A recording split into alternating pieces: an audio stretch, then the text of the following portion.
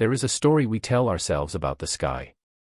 We imagine it as a realm of elegant duels, of knights on silver wings jousting in the sunlit emptiness. We see the graceful arc of a Spitfire, the predatory line of a Messerschmitt, and we frame it in glory. But this is a profound and dangerous misconception. The sky is not empty. It is a violent, physical place, an ocean of invisible pressures and unforgiving forces. It has currents and shoals, and at its highest, darkest altitudes, there are monsters. Not monsters of myth, but of physics, compressibility, shock waves, the very air turning to a thick, malevolent fluid that can rip a machine apart. For the young men who flew into that ocean in the early days of the American bomber offensive over Europe, this reality was a brutal education. They were told they were the tip of the spear, the protectors of the lumbering giants below. But they felt like bait. I want you to truly consider this. Imagine you are 21 years old, sealed in a cockpit 7 miles above the earth. The air is so thin it cannot sustain life, the cold so absolute it can freeze your breath to the canopy. Below you is enemy territory. Above you, the contrails of predators. And the machine you are strapped to, a new and unproven thing of immense weight and power, feels less like a weapon and more like an anchor. It will not climb. It will not turn. When the enemy comes, you have nowhere to go but down. What do? Do you follow the rules that are supposed to keep you alive, or do you listen to the whispers of a machine telling you that the only way out is through an act of pure, unadulterated madness? Tonight, we are going to that place. A place where survival depended on breaking the known rules of flight, where a 4-ton fighter plane had to learn a trick that bordered on suicide to stay alive. This is not a story of elegant dogfights. It is a story of brutal physics, of desperation, and of the discovery that sometimes, the only way to outrun the wolf is to dive headfirst into the abyss. Phone face down, volume at a whisper. Let's go in. The thing they called the Thunderbolt arrived in England not with a bang, but with a shudder of collective doubt. To the pilots of the 8th Air Force, accustomed to the lithe, athletic grace of the Spitfire, the Republic P-47 was an absurdity, an affront to the very concept of a fighter aircraft. It was monstrously, brutally large.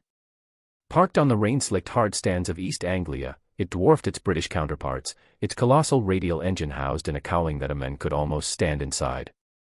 It weighed over 4 tons empty, nearly twice as much as a Messerschmitt Bf-109.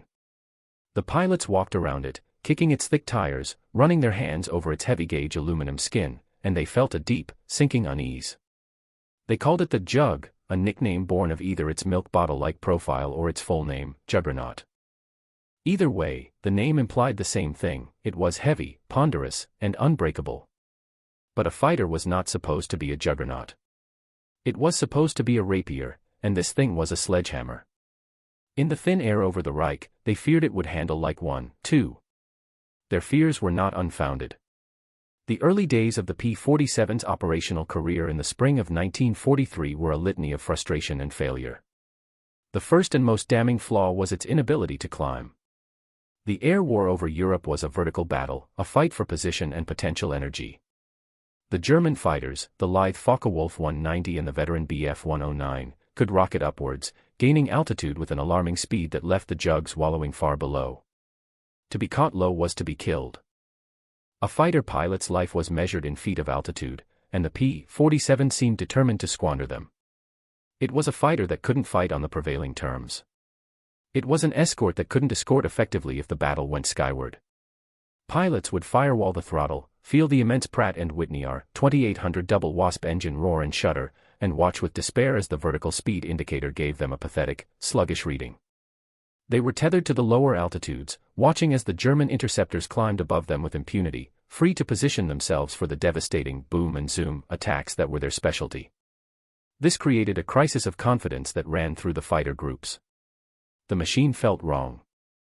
The cockpit was a cavernous, bewildering space compared to the snug confines of a Spitfire. Its roll rate was sluggish. Its turning circle was immense. Trying to engage in a traditional, turning dogfight with a Focke-Wulf was a form of ritual suicide.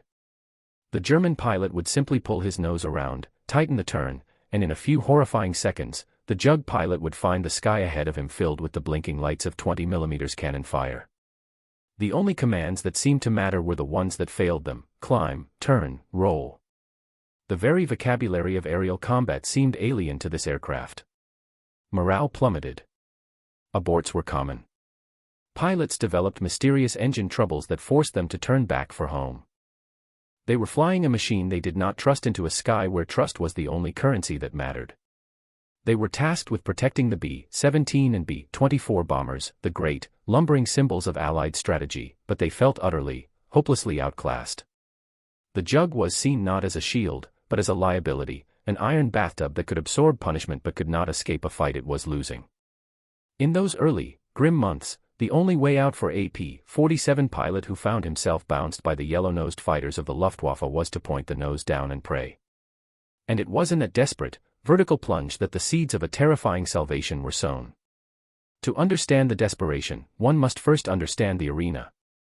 The sky over Western Europe in 1943 was not a uniform, empty space, it was a stratified and lethal environment, a battle space defined by altitude and geography.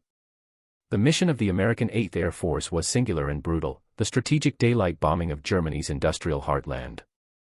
This meant flying hundreds of unescorted miles over hostile territory in massive, slow-moving formations of B-17 flying fortresses and B-24 liberators.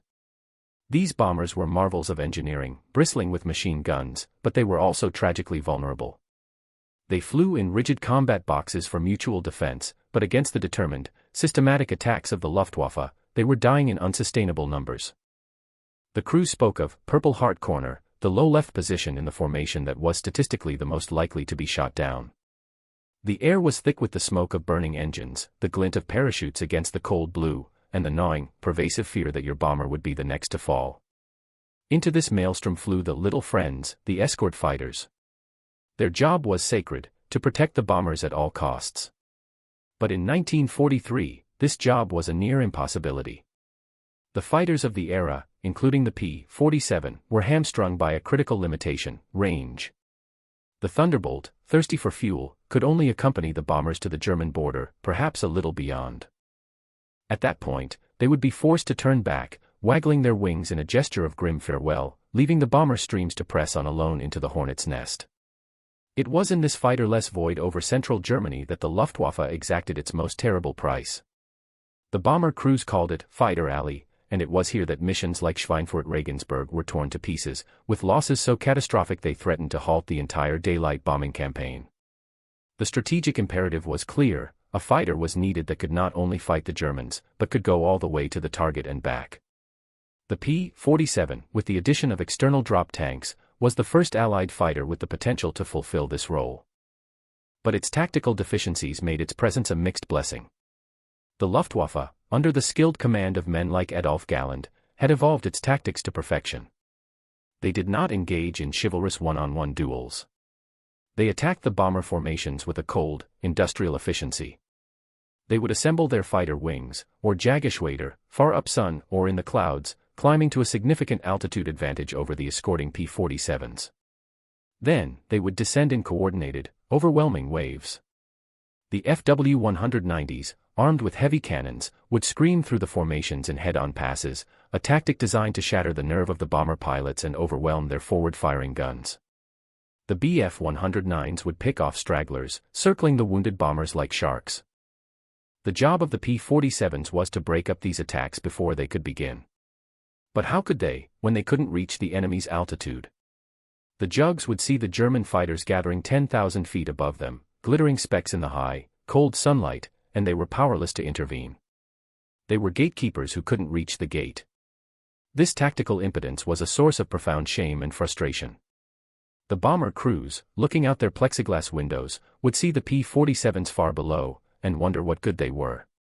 The fighter pilots, staring up at the contrails of the enemy, asked themselves the same question. The entire strategic bombing concept hinged on their ability to dominate the sky, and they were failing. The air war was a chess match played in 3 dimensions, and the P-47 was a piece that could only move on the lower half of the board. Something had to change, not just in the machine, but in the entire philosophy of how it was flown. The solution would not be found in the engineering manuals or the tactical handbooks. It would be found in the heart of the machine itself, in its most misunderstood and feared characteristic. The soul of the Republic P-47 Thunderbolt was a paradox forged in steel and fire. It was an aircraft born of a design philosophy that ran contrary to every prevailing idea of what a fighter should be. While European designers sought lightness and agility, Republic Aviation's chief designer, Alexander Kartveli, pursued a different trinity: power, ruggedness, and altitude. His answer to the challenges of a high-altitude war was not a scalpel, but a battle axe. At the heart of this philosophy was the engine, the Pratt & Whitney R2800 Double Wasp. This was not merely an engine, it was a titanic, air-cooled, twin-row, 18-cylinder radial brute, capable of producing over 2,000 horsepower. It was one of the most powerful and reliable piston engines ever created, a masterpiece of mechanical engineering. But its sheer size and thirst for air at high altitude dictated the entire design of the aircraft around it. To feed this beast in the thin atmosphere above 25,000 feet, Kartveli incorporated a complex and heavy General Electric turbo supercharger system. This was the Jug's secret weapon and its original sin. Unlike in most aircraft, the turbo was not mounted near the engine. It was located deep in the rear fuselage, a position that demanded an enormous, intricate network of ducting. Hot exhaust gases were piped from the engine all the way to the back of the plane to spin a turbine, which in turn drove a centrifugal compressor. This compressor would then ram dense, pressurized air back towards the engine through another large duct running beneath the cockpit floor. This labyrinth of plumbing was, in essence, the source of the P-47's great weight and its distinctive, barrel-chested shape. The ductwork alone weighed hundreds of pounds. The turbo itself was a heavy, delicate piece of machinery. The entire system made the P-47 a uniquely powerful high-altitude performer, once it got there. But it also contributed immensely to its inertia and its agonizingly slow rate of climb. The Jug was carrying the machinery for a high-altitude fight, but that very machinery made it difficult to reach the fight in the first place. This design choice had other consequences. The P-47 was built to contain this power and to survive the brutal realities of combat. Its airframe was immensely strong, with a heavy wing spar and thick aluminum skin that could absorb an astonishing amount of battle damage.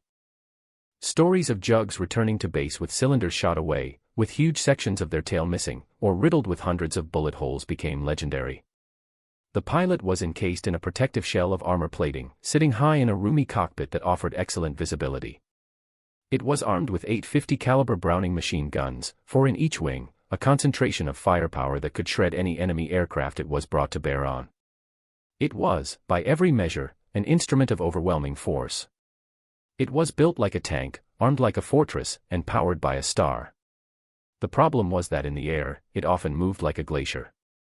The inertia of its mass was a constant, oppressive force. Every maneuver, every change in direction, required a massive input of energy and a significant amount of time. It bled speed catastrophically in tight turns. All its virtues, its power, its armament, its survivability, were moot if it could never get into a position to use them. For the pilots, flying the Jug was a constant battle against the airplane's own physics.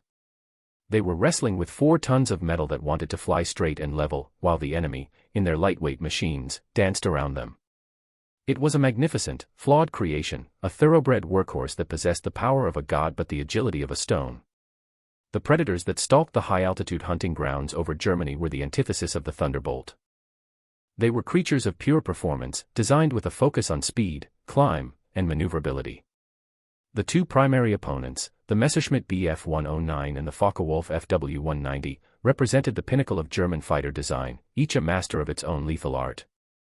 The Bf-109, particularly the G-series or Gustav, was a veteran of the war, a design that had been honed since the Spanish Civil War.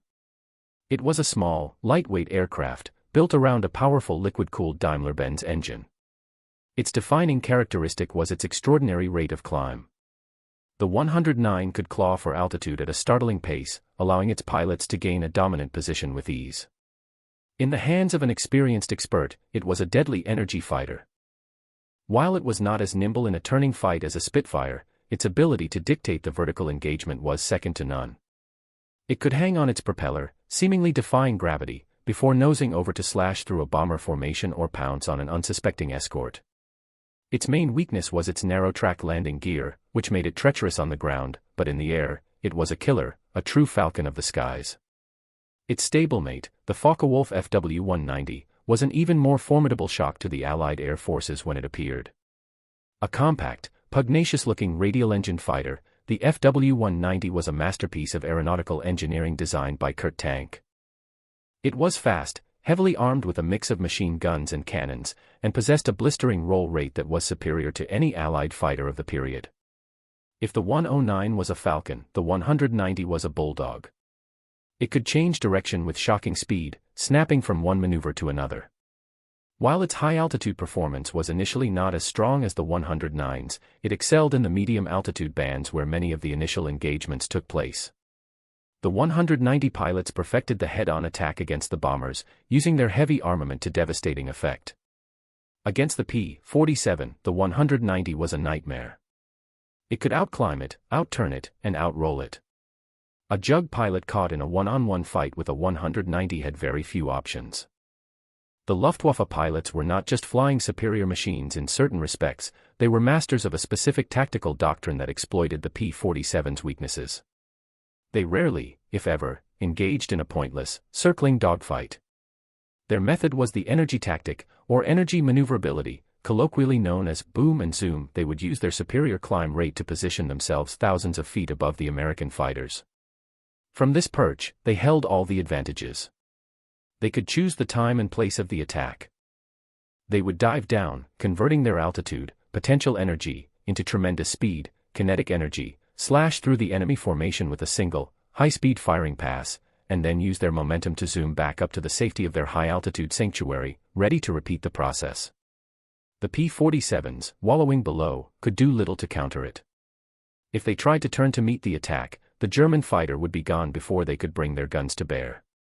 If they tried to climb after them, it was a futile gesture. The German fighters were fighting a vertical war, and the Jugs were stuck on a horizontal plane. The psychological effect was immense. The American pilots felt like tethered goats, waiting for the tiger to pounce. They were constantly on the defensive, reacting to a faster, more agile enemy who held the initiative. The sky was a hostile, unforgiving place, and their opponents were the undisputed masters of its vertical dimension. The change began not as a coordinated tactical shift, but as a series of isolated, terrifying moments of pure survival instinct. It was born in the split-second decision of a pilot who, with a Focke-Wulf on his tail and the sky empty of friends, had no other choice. The handbook, the training, the ingrained rules of combat, all of them offered no solution. Turning was death. Climbing was impossible. The only vector left was straight down. So, he would roll his heavy fighter onto its back, pull the nose through the horizon, and plunge into a vertical dive. What happened next was a violation of every expectation he had. The lumbering beast, the sluggish bathtub that had felt so unresponsive moments before, suddenly came alive. The dive was not a slow, ponderous affair, it was an explosive acceleration, a ferocious surrender to gravity. The pilot was pinned back in his seat as the 4-ton aircraft, with its clean aerodynamic lines and immense mass, began to gather speed at a rate that defied belief. The sensory experience was overwhelming. The roar of the R-2800 engine at full throttle would escalate into a deafening, banshee shriek. The airframe, built to withstand immense stress, would begin to vibrate, a low hum that grew in intensity until the entire cockpit was shuddering around the pilot. The wind noise over the canopy rose from a hiss to a scream, a sound so loud it seemed to have a physical presence. The altimeter would unwind with dizzying speed, the needle spinning backwards as the Earth rushed up to meet them, 30,000 feet, 25,000, 20,000. The pilot, glancing in his rearview mirror, would see the pursuing German fighter, once southwest menacingly close, begin to shrink into a distant speck. The FW-190 or Bf-109, lighter and draggier, simply could not keep pace. They were built for agility, not for this kind of brutal, high-speed plunge. Their own physics betrayed them. As the P-47 continued its descent into thicker air, a new and more terrifying phenomenon would begin. The airspeed indicator would climb past 450, then 500 miles per hour. The controls would grow heavy and stiff, as if the air itself were turning to concrete. This was the onset of compressibility, the region where the airflow over the wings began to approach the speed of sound. Shock waves would form on the control surfaces, rendering them sluggish and unresponsive. The plane would begin to buffet violently, threatening to shake itself apart. This was the edge of the known world, the sonic wall that had claimed the lives of test pilots. But the Jug, with its immense strength and stability, could push deeper into this realm than its adversaries. The German fighters, following it down, would encounter control reversal or structural limits far sooner. Their pilots would be forced to break off the chase, watching in utter disbelief as the American flying brick simply vanished below them, accelerating into a speed domain they could not safely enter. The Jug pilot, having outrun his pursuer, would then face the second great challenge, pulling out of the dive. It required all his strength, a slow, steady pressure on the stick, fighting the immense G-forces that threatened to send him into a blackout. The plane would groan in protest, but it would respond, its nose gradually arcing back towards the horizon. He had survived. More than that, he had discovered the Jug's deepest, darkest secret. It couldn't climb, it couldn't turn, but it could dive like nothing else in the sky. It was not an escape maneuver, it was an untouchable, godlike power. The crazy dive trick was not a trick at all, it was an application of brutal, unforgiving physics. The key to the P-47's astonishing diving performance lay in the very characteristics that made it a poor climber, its weight and its power. An object's terminal velocity in a dive is a function of its weight, its drag, and the density of the air. The Thunderbolt, being exceptionally heavy and relatively clean aerodynamically, had a tremendously high terminal velocity. When a pilot pointed its nose at the ground and opened the throttle, he was unleashing a perfect storm of acceleration. Gravity provided the primary pull, and the engine's 2,000+ horsepower, even in a dive, added significant thrust, overcoming the aircraft's drag and pushing it ever faster. Lighter aircraft like the Bf-109 and Fw-190, despite being more agile, simply had less mass for gravity to act upon and often had higher drag profiles at extreme speeds. They would hit their physical limits sooner. The true secret, however, lay in the realm of high Mach flight. As an aircraft approaches the speed of sound, Mach 1, the air flowing over its curved surfaces, like the top of the wing, has to travel a longer distance and thus speeds up. This localized airflow can reach supersonic speeds even when the aircraft itself is still subsonic. When this happens, a shock wave forms. This shock wave dramatically increases drag and can cause a massive shift in the wing's center of pressure, leading to a dangerous nose-down pitching moment known as Mach tuck. Furthermore, the shock wave can render the control surfaces behind it, the ailerons and elevators, almost completely useless. This is the sound barrier in its practical, deadly form. For the German fighters, with their thinner wing profiles and lighter construction, these effects became critical at lower indicated airspeeds.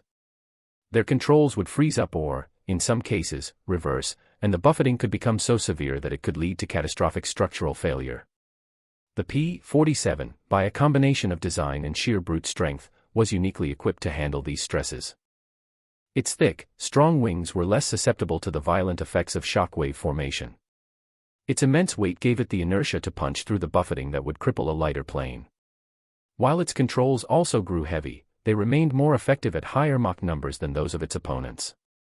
The trick, then, was to intentionally fly the aircraft into this dangerous region of compressibility that German pilots were trained to avoid at all costs. An American pilot, being pursued, would not just dive to escape, he would dive to attack the laws of physics. He would keep the throttle wide open, push the propeller control to maximum RPM to prevent it from overspeeding, and let the Jug accelerate into the shuddering, vibrating world of transonic flight. He was using compressibility as a shield. The German pilot who dared to follow him was not just chasing another aircraft, he was chasing a ghost into a realm where his own machine would betray him. The P-47 could enter this dark territory and, with skill and strength, emerge from the other side. The Messerschmitts and Focke-Wulfs could not. The dive was a one-way door for them, and on the other side was not victory, but a high-speed, uncontrollable plummet. This realization transformed the P-47 from a victim into a predator of a different kind. The transformation of this desperate, individual survival tactic into a formal group doctrine is largely credited to one man, Lieutenant Colonel Hubert "Hub" Zemke. A tough, innovative, and demanding leader, Zemke commanded the 56th Fighter Group, Zemke's Wolfpack, the first group to take the P-47 into combat. He refused to accept that he had been given an inferior machine. Instead, he believed the problem lay not in the aircraft, but in the pilot's understanding of it. He listened to the stories from his pilots, the terrifying dives, the miraculous escapes, and he saw not a fluke, but a pattern. He recognized that the P-47's dive was not just a defensive maneuver, it was the key to unlocking its offensive potential. He began to systematically test the limits of the aircraft and encouraged his best pilots, men like Robert S. Johnson and Francis Gabby Gabreski, to do the same. They learned exactly how far they could push the jug, what it felt like at 550 miles per hour, and how to recover from the immense speeds generated. From this crucible of experimentation, a new tactical philosophy was forged. Zemke and the 56th abandoned the idea of fighting the German interceptors on their own terms. They would no longer attempt to engage in futile climbing contests or turning dogfights. Their new strategy was built entirely around energy management, using the P-47's two supreme advantages, its high-altitude performance, once it got there, and its untouchable diving speed. The core principle was to keep their speed high at all times and to use altitude as a bank of potential energy. If they were above the enemy, they could dive to attack with a massive speed advantage, slash through the enemy formation, and then convert that speed back into altitude by continuing the dive and extending away before pulling up in a wide, sweeping climb back to a position of advantage. This was a direct reversal of the Luftwaffe's own boom and zoom tactics, executed with a heavier, faster diving aircraft. Even more revolutionary was the doctrine for what to do when caught at a disadvantage. If a flight of P-47s was bounced from above by German fighters, the new, mandatory response was simple and universal: dive. All of them. The entire formation would nose over and plunge earthward. This had two immediate effects. First, it denied the enemy the kill. The German pilots, lining up for a shot, would suddenly find their targets dropping away at an impossible rate. Second, it turned the defensive move into an offensive one. The diving P-47s would gain a massive energy advantage over their pursuers. After diving a few thousand feet, they could level out, now traveling hundreds of miles per hour faster than the Germans, extend their distance, and then use that excess speed to climb back up, often re-engaging from a position of equality or even superiority. This dive, extend, and recover tactic became the bedrock of P-47 combat. It rewrote the rulebook. The jug was no longer a passive victim, it was a master of energy warfare. Zemke's group also perfected formation tactics like the Zemke fan, where flights would break in different directions upon sighting the enemy, forcing the Germans to split their attention before the P-47s would inevitably dive away and regroup. They had taken the jug's greatest perceived weakness, its weight, and turned it into its most unassailable strength. The skies over Germany in late 1943 and 1944 became a proving ground for this new, brutalist school of aerial combat. An engagement would begin not with a graceful turning duel, but with a sudden, violent shift in the vertical axis.